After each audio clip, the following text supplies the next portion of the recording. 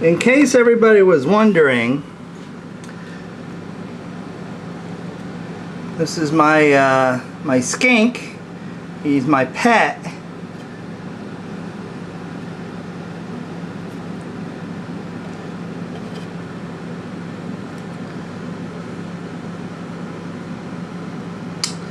See? Pets are nice and harmless. They're very friendly. I already said that. Say hi to the people on YouTube. He was a food item, but I like him so much. I got the animal eating something else instead of my skink. He's a cool little guy. He's my pet. Okay? Now, this is not a pet. This is a zoological specimen. I am very fond of it, but it's not a pet. Got it? Hi everybody. Just a quick announcement. The other day, a fellow by the name of Joe messaged me on my YouTube message account and told me of a Indian cobra, a naja that was found in the back seat of a car driven by these two women somewhere in Chicago,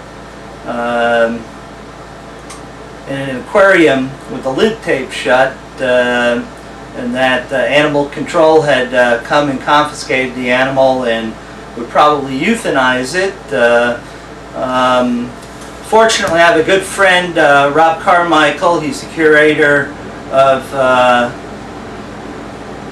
a wildlife nature center up near Waukegan, Illinois. I put the two of them in touch with each other, and they were able to get the animal released to Rob, and the animal's safe and sound in Rob's care. Funny part of the story is the woman said that she got it as a pet for her 10-year-old son. You know, the venomous snakes I keep, I never considered pets. Yes, you know, I'm fond of some of them, but you know, these are specimens in sort of my own private zoo. I treat them as such. They're certainly not pets, and it really riles me up when anybody uses that term, because venomous snakes are never pets. It's even questionable whether you know, some dogs can be pets. I won't malign one particular species, but I think in all fairness to dogs everywhere, it's truly the owner that makes the difference. But not to digress from my message, it's clear, lose the word pet from your vocabulary if you're fond of keeping snakes. It might be okay for your black racer, or your black rat snake, or your corn snake. The big pythons and boas are certainly questionable as far as pets go, because they can also kill you or somebody else. Lose that terminology. It's one of the sticks that the news media and animal rights groups beat us over the head with, and I'd really like to see that go away. So heaps of praise on Rob Carmichael, the Nature Center there in Lake Forest, Illinois, and to Joe, fine police officer for the city of Chicago, for rescuing this cobra that was in the wrong hands, and now has a chance at a reasonable life not being out in the wild. Thanks very much. Bye. Look how fast these little worms are. Holy cow, are they fast.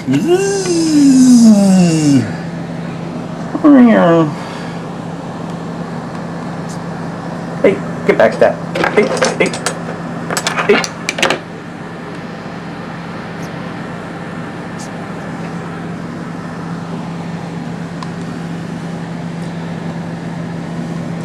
All this speed certainly makes them difficult to work with. I have to catch, pin her, and assist feed her these mouse drumsticks over there. Now for this pinning operation, we're going to use a paintbrush because it's a lot easier on the animal to squash them down.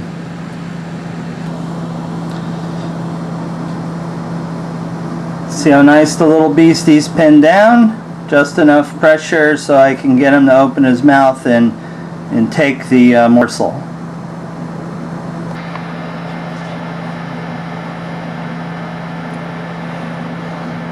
Okay, after a couple of tries and some persuasive action, she might actually be eating that foot. Being so small, I would say maybe 1 or 2 grams, that's all.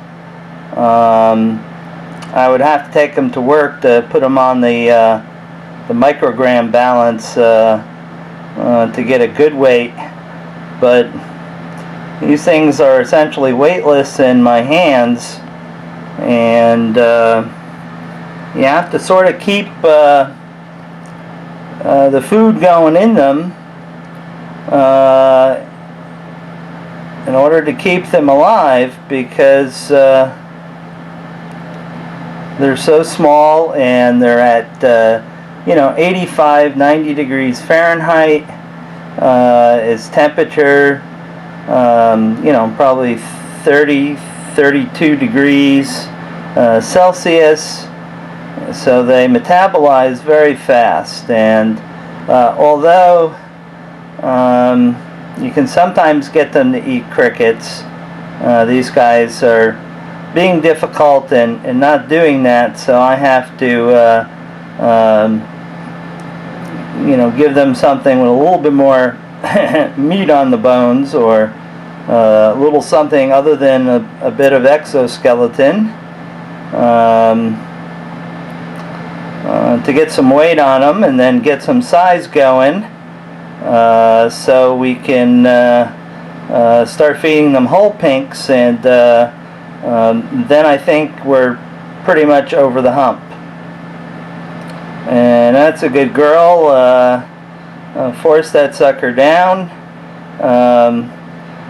because the ankle makes that right hand turn there. It sometimes is a little difficult for small snakes to swallow those, but if you consider the thigh and the lower part of the leg there, I mean, you got plenty of developing bone, which is rich in blood supply. You got the marrow, you've got connective tissue, you've got calcium, phosphorus, all those things that a developing snake needs, since the mouse apparently doesn't need them anymore. So that's it in a nutshell for Peringueyi's viper. Cute little suckers, extremely fast, high metabolic rates. Got to keep the food going in. It's a good thing these things aren't terribly toxic. They're exceptionally difficult to get to feed, just because they're so bloody small.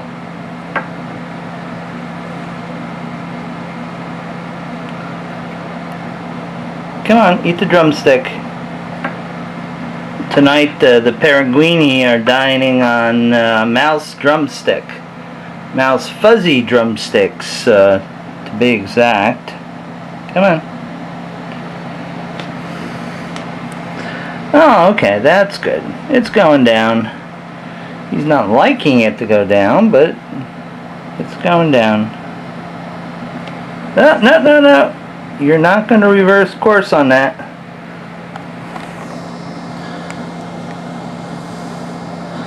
Much easier to get down than to come back up, and besides, if it comes back up, I'm going to put it right back in there. Alright, well that's good. Come on.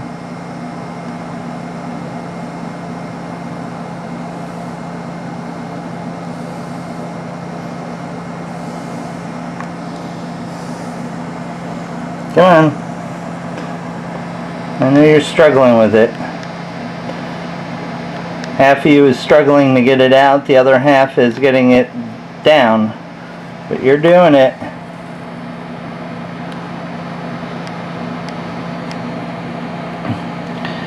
Okay, these guys I'm going to have to step up the feeding because I'm starting to see little wrinkles on their skin. Which means that well, that's a good boy.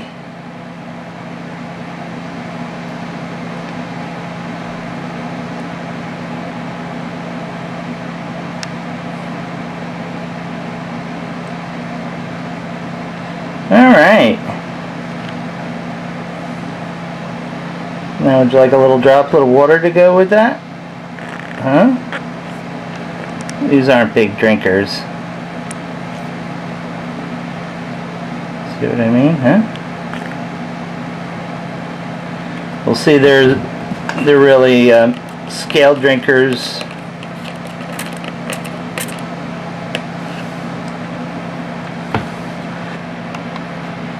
Oh, yeah, look at that. Isn't that nice, huh? Oh boy. Let's give him another little spritz.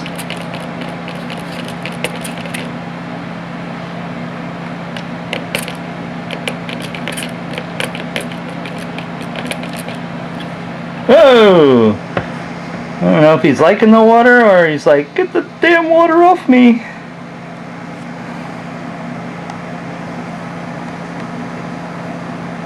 Well, that looks like it's drinking. Okay. I mean, unfortunately,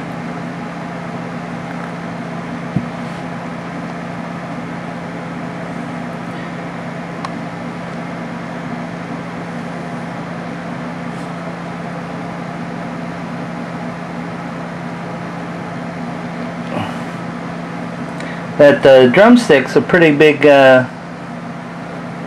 meal for them.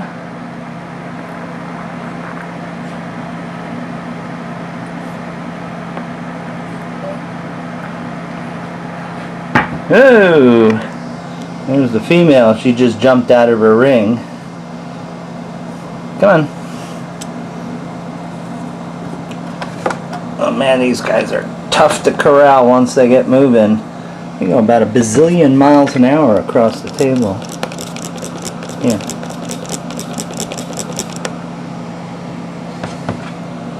Yeah.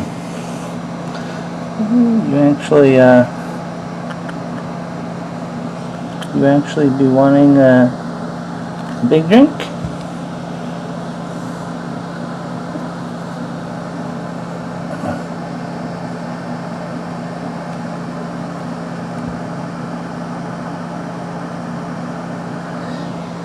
See, their scales on their body are really nicely constructed. Of course, the creator generally does a good job at doing these things, but the scales conduct water towards the lips where it's absorbed into the mouth.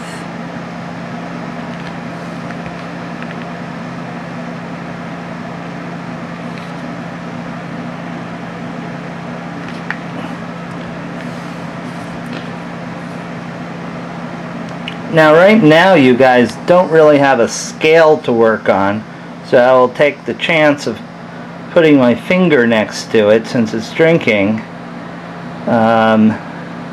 That's my index finger of my right hand. So these guys are very, very small and very difficult to work with. Sorry, I didn't mean to get your tail. But looks like everybody's enjoying the water. Once they realize that, you know, I'm not being attacked, they're sucking it in. And it's really difficult to... Sorry, I didn't mean to be scaring you. You really can't water them. Have a big drop.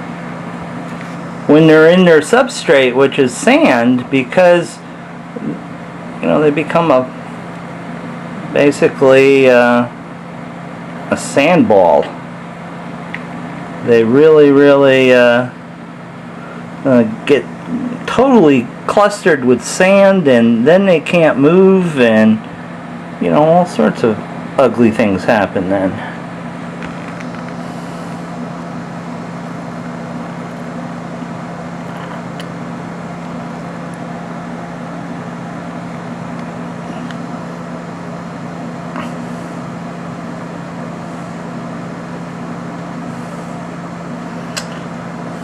Well, that's the male. And this is the female.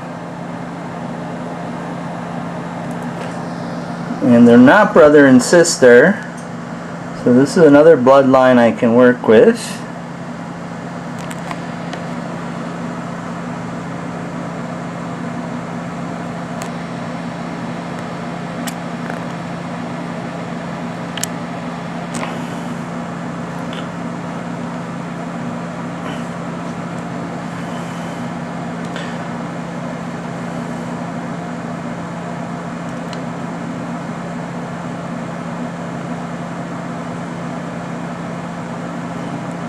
The wall that the tape is on is approximately 1 inch, 25 millimeters.